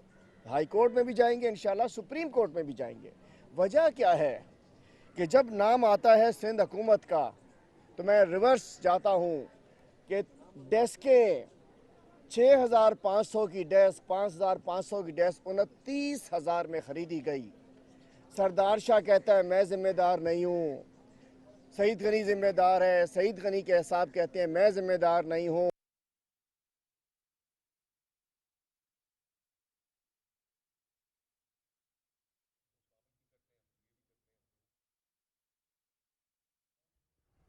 کراچی پاکستان تحریک انصاف کے رہنما حلیم عادل شیخ صاحب میڈیا سے گفتگو کر رہے ہیں. براہ راست ہم نے آپ کو سنوائی بھی ہے.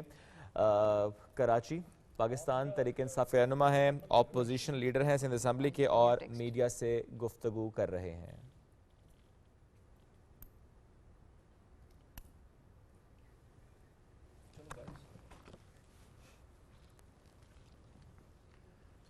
چلیں جی, thank you very much sir, thank you very much. انشاءاللہ سر جلد دوبارہ ملاقات ہوگی. Thank you very much sir. چلیں جی, بریکنگ سے پہلے کیونکہ ہم بات ہماری صاحب سے کر رہے تھے, بڑھتے ہیں آگے اور اگلے موضوع پر جانا ہے, اگلے مہمان کی جانب جانا ہے. آج ایک اور مہمان ہمارے ساتھ موجود ہوں گے چند لمحات بعد. انٹرٹینمنٹ انڈسٹری سے ایک ایسا شخص ہمارے ساتھ ہے جس نے ابھی چند ماہ پہلے اپنی گولڈن جوبلی منائی ہے اس انڈسٹری میں. اچھا، رائٹر، ڈائریکٹر، ایکٹر، کامیڈین، لیکن جو پہچان ہے وہ کامیڈی کی وجہ سے ہے. ہی از اے کامیڈین اور بچوں اور بڑوں تو میں ہم نے یکساں آج نا مقبول. آپ لوگوں کو ہنسنے ہنسانے کا پلان بنا کر رکھا ہوا ہے. یا یہ سوال کریں گے کہ ہنسنے ہنسانے والا کیا خود بھی اتنا ہی ہنستا مسکراتا ہے یا کہ دل سے کوئی دکھی تو نہیں اچھا، ہے؟ میرے اکثر کامیڈین سے جب بات ہوئی ہے نا، اور جب میں نے نارملی لوگوں کو دیکھا بھی ہے، کہتے ہیں کسی بھی انسان کو ہنسانا سب سے مشکل کام ہے. ہم رلا تو سب کو بہت آسانی سے دیتے ہیں، کسی کی دل آزاری بھی کر دیتے ہیں. کبھی کبھی کوئی ایسا چٹکلا بھی ہوتا ہے، کوئی ایسا لطیفہ بھی ہوتا ہے کہ جس کو سننے کے بعد بھی آپ کو اتنی ہنسی نہیں آتی. لیکن ایک کامیڈین کے لیے یہ بڑے اعزاز کی بات ہوتی ہے کہ اگر وہ کسی کے چہرے پر مسکراہٹ بھی کھیر سکے، اور وہ جب مسکراہٹ کہکہوں میں تبدیل ہو جائے تو پھر تو بات ہی کچھ اور ہوتی ہے. کیا بات ہے جی. بات ہم کریں ذوالقرنین حیدر صاحب کی. ابھی یہاں پر آ جائیں گے تو ان سے کچھ اور گفتگو کریں گے کیونکہ صوفہ ابھی خالی ہے تو ہمیں خود آپ کو محسوس کرنا پڑے گا. ہم آپ کو خود انٹرٹین کر رہے ویسے آپ کو کبھی دل کرتا ہے کہ آپ بھی انٹرٹینمنٹ انڈسٹری اچھا، کو اس ویسے طرح سے مجھے جوائن کریں؟ آج تک مجھے لطیفہ سنانا نہیں آیا. اچھا، اور لطیفہ کوئی سنائے تو ہنستی ہیں؟ ہاں، میری مطلب یہ نہیں کہ کبھی کوئی کہہ بھی دینا کہ میں خود بھی کچھ موبائل میں سے سنانا چاہ رہی تو میرے گھر والے کہتے ایسے لگ رہا ہے نہیں تم خبریں پڑھ رہی ہو.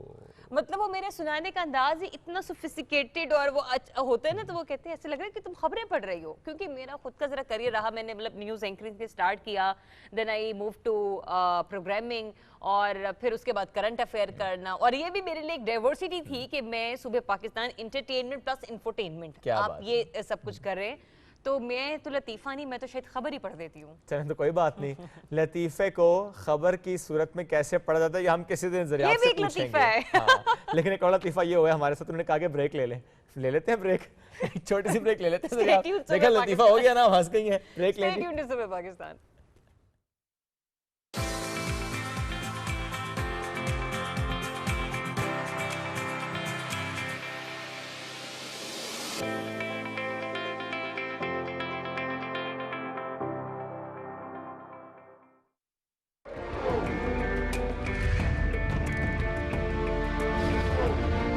یہ آپ کا اختیار ہے کہ کسی حکومت کو طاقت عطا کریں یا برطرف کر دیں، لیکن اس کے لیے ہجوم کا طریقہ استعمال کرنا ہرگز درست نہیں ہے. آپ کو اپنی طاقت کا استعمال سیکھنے کے لیے نظام کو سمجھنا ہوگا. اگر آپ کسی حکومت سے مطمئن نہیں ہیں تو آئین آپ کو مذکورہ حکومت برطرف کرنے کا اختیار دیتا ہے، لہٰذا آئینی طریقے سے ہی یہ عمل انجام دیا جانا چاہیے.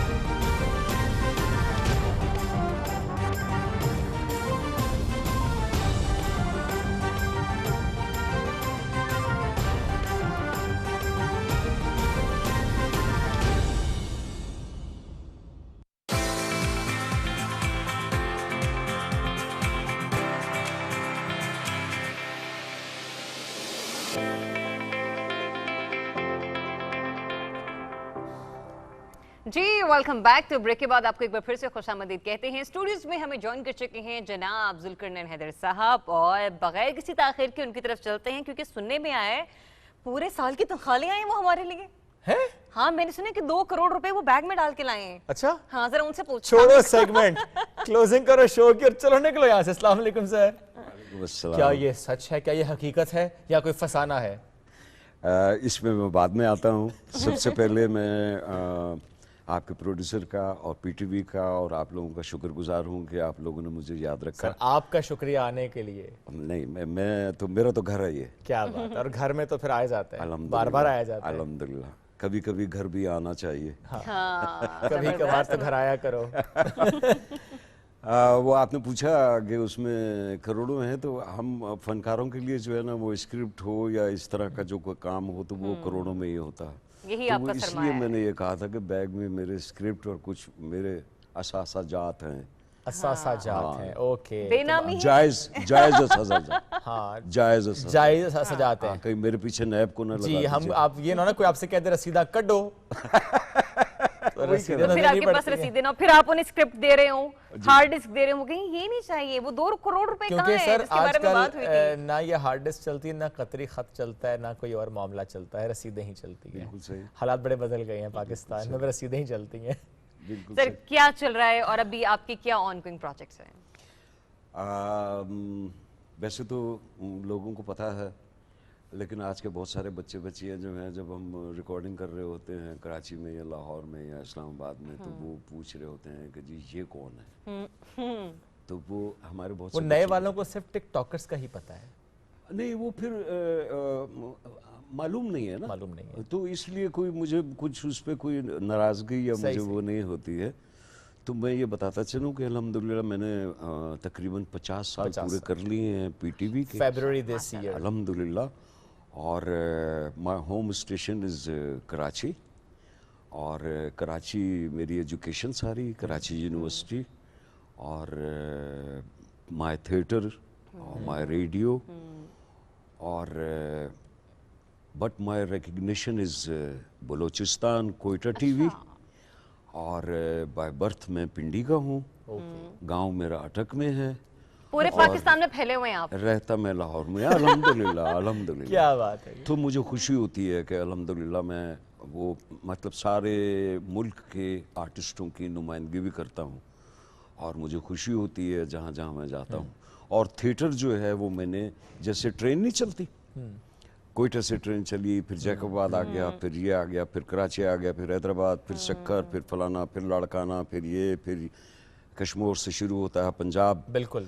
तो पंजाब में फिर डीजी खान, फिर उसके बाद फिर मुल्तान, फिर उसके बाद ओकाड़ा, फिर ये वो करते करते फिर यहाँ, तो मरी में ट्रेन नहीं जाती, लेकिन मरी और फिर पेशावर, ये सब जगहों पे मैंने थिएटर किया है। उसके बाद फिर अल्हम्दुलिल्लाह मैं अब्रॉड, यूरोप भी और इंग्लैंड भी और अमेरिका भी मेनी टाइम्स अपने प्लेस लेके अल्हम्दुलिल्लाह जाता रहा। तो ये मेरी शनाख्त या क्या बात है सर, बिल्कुल है। इंसान की जब शनाख्त की बात होती है ना, तो कुछ लोग आपको एज ए कॉमेडियन ज़्यादा पहचानते हैं जी, और हम जैसे आपको हकीकत की वजह से ज़्यादा पहचानते हैं। जब वो ड्रामा लगता था जी। मोहल्लों में जो शोर मचा करता था शोएब, ठीक है, मतलब एक ज़माना था, हमने भी आहिस्ता आहिस्ता तरक्की की है। मैं भी कोई किसी बहुत एक कैटेगरी की सोसाइटी में नहीं रहा करती थी, एक कॉलोनी में हम लोग रहा करते थे, और वहाँ पर जब ये ड्रामा लगता था ना तो एक शोर मचता था, और बच्चे खेलते खेलते घरों से भाग जाया करते थे कि वो खौफ ऐसा होता था कि जैसे पता नहीं अभी वो जो है मतलब उसके कैरेक्टर्स निकल के ना बाहर गली मोहल्लों में आ जाएंगे। तो जरा वो छोटा सा क्लिप अगर प्रोड्यूसर साहब हमें दिखाएं, फिर हम जरा याद करते हैं, हकीकत को याद करते हैं। जी जी जी जी।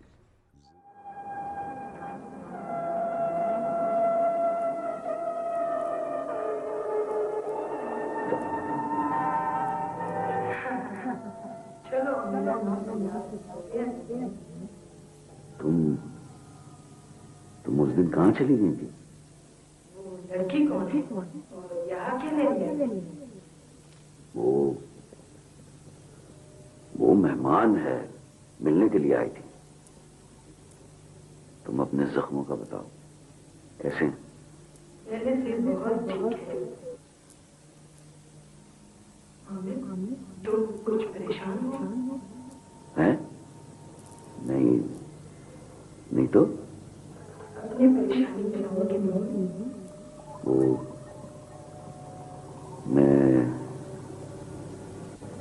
मैं अपनी मुकद्दस की वजह से परेशान हूँ।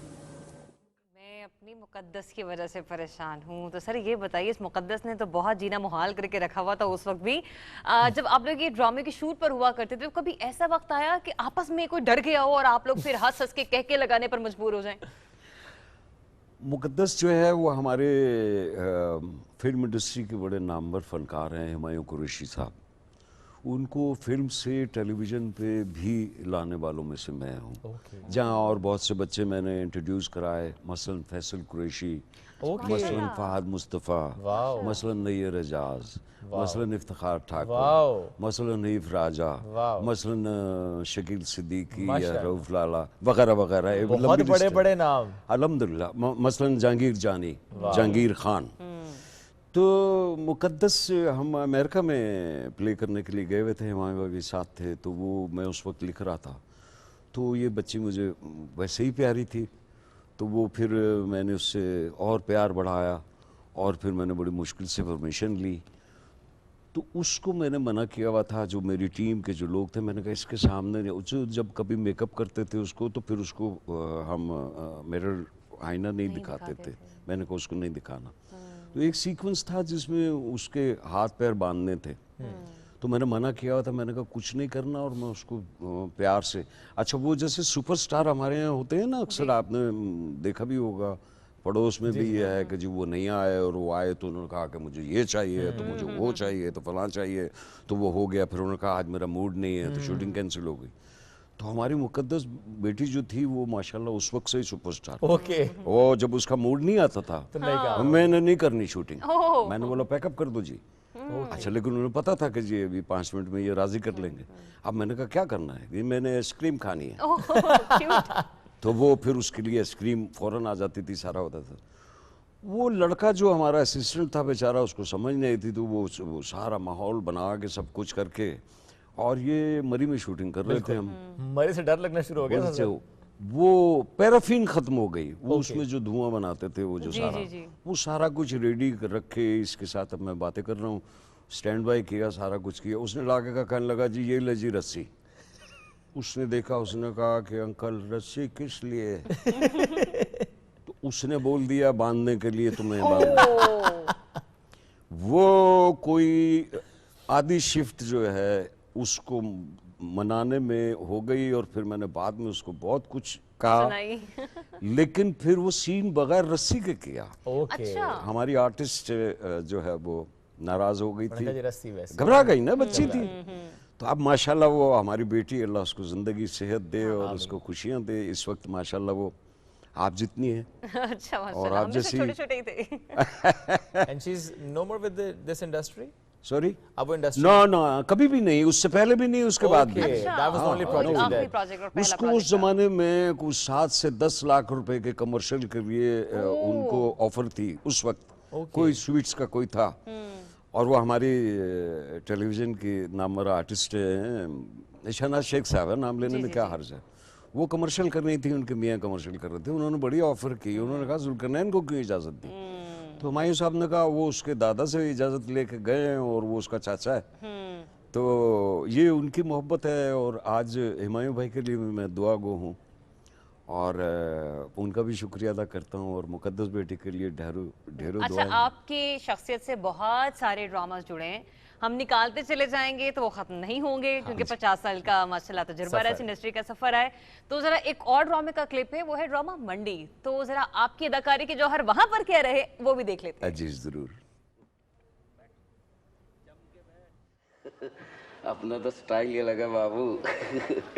یہ میرا بستر ہے, یہ 2 دوسرے کلی ہیں ان کا بستر. یہ مجید چمچے کا. چمچہ؟ مجید تو نہیں جانتا مجید چمچے کو؟ دوست ہے اپنا, بڑا جیدار لڑکا ہے مان سے. یہ کون ہے؟ یہ اوبے اس کو نہیں جانتا. اوبے اس کا بھی الگ ہی سٹائل تھا ایمان سے. ہٹلر صاحب, ارے بڑی مار لگائی انگریز کو ان نے. جی, تو ہر ڈرامے میں آپ کو ایک اپنا ہی مزاج رہا ہے, کسی میں کچھ, کسی میں کچھ, اور ڈھل جاتے ہیں کریکٹر میں.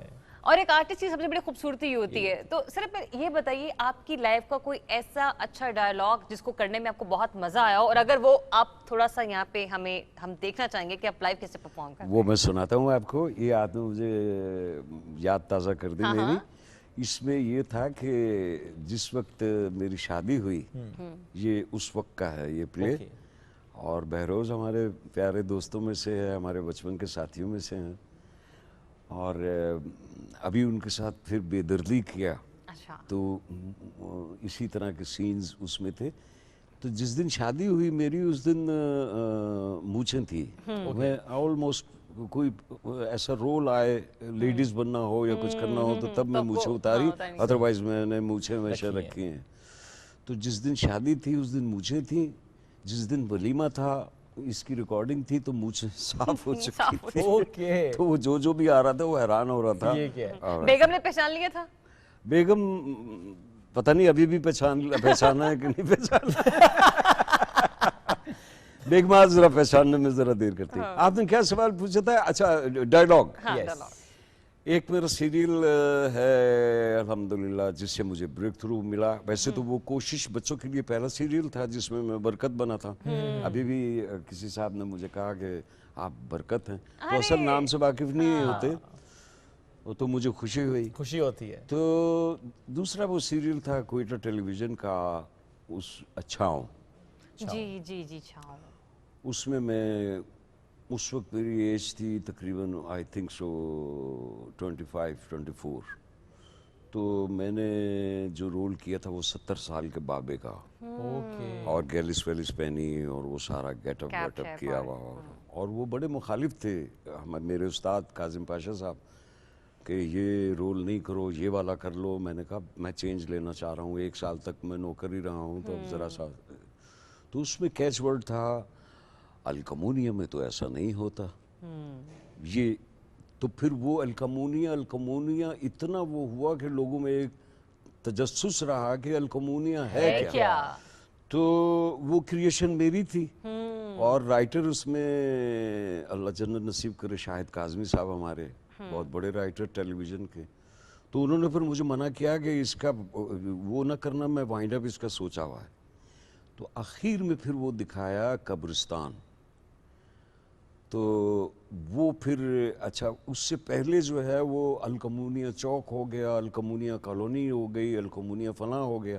جب انہوں نے وہ دکھایا تو وہ مائنس یہ ہوا پوائنٹ کہ وہ سارا پھر مٹا دیا انہوں نے. لیکن وہ یاد اس لیے ہے کہ وہ یہ تھا کہ جی سارا سکون اور آرام اور جو ہے سچائی اور وہ سب الکمونیا میں ہی ہے. میرا خیال ہے اس کو بھی یاد کرتے ہیں. اچھا چھاؤں ڈرامے کی بات بھی کرتے ہیں. جی ذرا کلپ دکھائیں جی چھاؤں ڈرامے کا. ماشاءاللہ بڑے اچھے کلپ رکھے ہیں.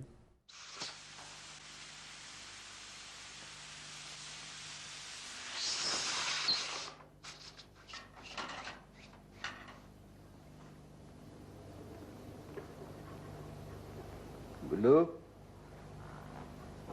ابے او گلو, آج بڑے خاموش ہو. الکمونیا میں تو ایسا نہیں ہوتا. ابے منہ پہ گوند لگا کے آیا ہے کیا؟ آج پھر صاحب لوگوں نے تمہاری وجہ سے میری بے عزتی کر دی. تمہاری عزت تھی؟ کیا مصیبت ہے؟ ہوا کیا؟ ہونا کیا تھا؟ الکمونیا میں تو ایسا نہیں ہوتا تھا. اچھا آواز بھی آپ نے 70 سال والی نکالی ہے اس میں. اب وہ تو پھر ڈیفینیٹلی وہ باڈی لینگویج بھی ہوتی ہے, پھر وہ چینج بھی ہوتا ہے. اور یہ جو آپ نے کلپ دیکھا ہے اس میں یادیں ہیں فلم اسٹار لہری صاحب, اور میں ان کے لیے دعا گو بھی ہوں. میں نے ان سے بہت کچھ سیکھا. میں اور بہروز ایک ان کا ایک ہی اسٹیج پلے تھا. اس کو تقریباً میرا خیال ہے ہم لوگوں نے کم سے کم 1000 شوز کے کیے, ملک سے باہر اور مختلف شہروں میں. تو جب یہ میں کر کے آیا تو میرے ذہن میں لہری بھائی تھے. ان کی ٹائمنگ, ان کا سٹائل, ان کی بات. تو کبھی کبھی ہمارے ہاں 2 بڑے بادشاہ گزرے ہیں. ویسے تو آج بھی بہت اچھا کام ہو رہا ہے, اور ہمارے اس وقت بھی معین بھائی بھی بادشاہوں میں سے ہیں, اور اللہ پروردگار جو ہے عمر شریف صاحب کو صحت دے, وہ بھی ہمارے بادشاہوں میں سے ہیں. لیکن یہ جو 2 بادشاہ انڈسٹری کے ہیں وہ منور ظریف صاحب اور لہری صاحب, تو کبھی ان کے انداز میں بات کرنے میں مزہ آتا ہے. تو لہری بھائی کو کوئی نہیں کر سکا. تو جب میں آیا تو لہری بھائی مجھے ملے تو کہا کہ یہاں آئیے. تو میں قریب ان کے گیا تو کہنے لگے ہمیں کرنا بہت مشکل ہے. میں نے کہا جی. کہنے لیکن آپ خاصے قریب آئے. تو میں سمجھتا ہوں یہ میرے لیے ایوارڈ ہے, ریوارڈ ہے. اور ان کے کریکٹر میں جملہ ان کی طرف سے آنا یہ بہت بڑی بات ہے. اسی طرح ہمارے اساتذہ میں سے جنہوں نے عابد علی صاحب کو, جنہوں نے فردوس جمال صاحب کو, جنہوں نے ایک لمبی لسٹ ہے. جی یاور حیات صاحب ہمارے استادوں میں سے. انہوں نے جب حقیقت چلا تھا تو انہوں نے بلا کے کہا تھا کہ میری جان तू पाकिस्तान दा एल्फ्रेड हिचकॉक है। तो मेरे लिए ये भी एक एजाज की बात है। सर आपने बहुत सारे सिटकॉम्स परफॉर्म किए हैं, अल्हम्दुलिल्लाह। आपका बेस्ट जो आपको लगा हो कि ये मेरा जिंदगी का सबसे बेस्ट रहा है? देखिए ये जो क्रिएशन होती है ना, ये औलाद की तरह होती है। तो मैं नहीं समझता कि कोई माँ बाप ऐसे हों जो कहते हों कि मेरा फलाना बेटा तो बहुत अच्छा है लेकिन फलाना बेटा जो है वो, क्योंकि माँ बाप जो हैं वो उतना ही सबसे प्यार करते हैं। लेकिन एक याद आ रहा है मुझे अभी इस वक्त, थ्रू प्रॉपर चैनल, ये चैनलों की जब भरमार शुरू हुई तो फिर मैंने उसमें रखा, तो वो उसमें इस्माइल तारा साहब थे, अशरफ खान साहब थे और मैं था। तो एक अखबार वाले हैं वो खोल लेते हैं चैनल, और वो ये कहता है कि पैसे और नहीं लगेंगे, स्टाफ भी और नहीं आएगा, आप लोगों ने ही चैनल चलाना। तो उसमें 3 औरतें होती हैं और 3 हम लोग होते हैं। तो हम चैनल चलाते हैं, मैं उसमें कभी कैमरामैन हो जाता हूँ, कभी कोई रोल करता हूँ, फिर वो उसमें न्यूज़ भी दिखाई है। ओके। तो वो कहते हैं कोई ऐसा न्यूज़ दिखाई जाए जिसमें कि कोई मतलब ये कि लोग वाह कर उठे। अब न्यूज़ में कैसे वाह कर उठे? तो फिर वो म्यूजिक बजता है कि अब शुरू होता है खबरनामा, तो वो दोनों जो अनाउंसर्स होती हैं वो डांस करती हैं, म्यूजिक पे आती हैं और आके बैठती हैं। तो वो पूछता है कि ये क्या है? उन्होंने कहा सर ये है अंदाज, कि डांस का डांस देखें और खबरनामे से खबरनामा। वाह वाह वाह वाह वाह। तो चूंकि मेरी ख्वाहिश है कि आप ज्यादा पूछें और मैं ज्यादा बताऊं, वक्त कम है, तो वो सुपर हिट हुआ और वो कोई 50 से ज्यादा उसके एपिसोड्स थे और वो एक प्राइवेट चैनल पे चला और उसमें हर दफा चूंकि डिफरेंट होता था तो इसलिए तो वो फिर सारे जब आर्टिस्ट भी इकट्ठे होते तो वो फिर हंसते थे कि यार इस दफा वाकई ये चेंज है और ये यूं है और ये अभी तक जितने भी हमारे नए आर्टिस्ट आए हैं, आपको क्या लगता है जो कॉमेडियंस हैं हमारे, जी इनमें लोगों को हंसाने की सलाहियत सबसे ज्यादा है? देखिए बहुत अरसे के बाद हमारी फीमेल आर्टिस्टों में कमी है कॉमेडियंस की। हमारी पुरानी आर्टिस्टों में मैं ट्रिब्यूट दूंगा, मैं सलूट करूंगा ज़ेबा शहनाज साहिबा को और बुशरा अंसारी साहिबा को। ठीक है ना जी। और भी बहुत सारे हैं नाम, लेकिन ये वो 2 हैं। एक बहुत मुद्दत के बाद मैंने खुद फ़ोन किया और मैंने खुद कहा कि मेरी बात करा दो। तो वो बात करके तो आप दीदा हो गई होंगी कि जी आप कह रहे हैं और ये कह रहे हैं। मैंने कहा मैं आपका फ़ैन हूँ। वो है हमारी हिना दिलपजीर। ओके। तो बहुत मुद्दत के बाद फीमेल साइड से, सही, मेल साइड से बहुत अच्छे लोग आए, काम किया, काम कर रहे हैं वो, लेकिन कुछ थोड़ा सा पकड़पन ज़्यादा हो गया जिसके वो जिम्मेदार नहीं है। कहा जाता है वो कम जिम्मेदार हैं, जो कराने वाले हैं वो ज़्यादा जिम्मेदार हैं। एक स्टैंडर्ड, एक हमने कोशिश की है कि घर में रहें आप, माँ बाप, बहन भाइयों, वालिदैन के साथ आप, और आज भी अल्हम्दुलिल्लाह लोग ये क्रेडिट देते हैं। मैं अल्लाह परवरदिगार का शुक्रगुजार हूँ कि ये सब करम है आका के बात अब तक बनी, तब तक बनी हो। अच्छा, जब सर ने जिक्र किया ना, उसी पे मैं कहूँगी, जैसे लोग ना कि फक्कड़पन ज़्यादा आ गया। सुहेल अहमद साहब के साथ मैंने एक नशिस्त की। सुहेल साहब भी मेरे ड्रामे से थिएटर पे इंट्रोड्यूस हुए हैं। अच्छा। वो स्क्रिप्ट मेरा था, लेकिन हमारे एक बड़े अच्छे आर्टिस्ट थे टेलीविजन के भी, फखरी अहमद साहब, जी, उन्होंने मुझसे स्क्रिप्ट लिया था और फिर मुझे कहा कि लाहौर आ जाओ। तो मुझे बताया कि जी ए मुंडा एनू में लिया उस रोल लिए। मैं पूछा वो उस रोल के लिए क्या लिया? वही रोल फिर बाद में इफ्तिखार ठाकुर से कराया, कराची में फिर लियाकत सोल्जर साहब, उनको भी उर्दू ड्रामों में मैं लाया। मेमनी ड्रामों में करते थे, अल्लाह ने भी जवाहर रहमत में जगह दी। तो एक लंबी दास्तान आप लोगों ने, मैंने कहा शायद वक्त होता तो मैं आपसे जरूर पूछता, जो नाम आपने लिए ना उसमें मैं फहद मुस्तफ़ा का भी आपसे पूछता कि अच्छा इंट्रोड्यूस कैसे कराया था, लेकिन वक्त हो गया खत्म। जी किसी और दिन जरूर पूछूंगा जो इतने नाम माशाल्लाह बने उसमें इनका रोल क्या रहा। Thank you very much once again sir, आप आए। नाज़रीन वक्त हो गया खत्म, आपसे मुलाकात कल होगी। बहुत सा ख्याल रखिए। आज का शो कैसा लगा इसका फीडबैक जरूर दीजिएगा। अल्लाह हाफिज़।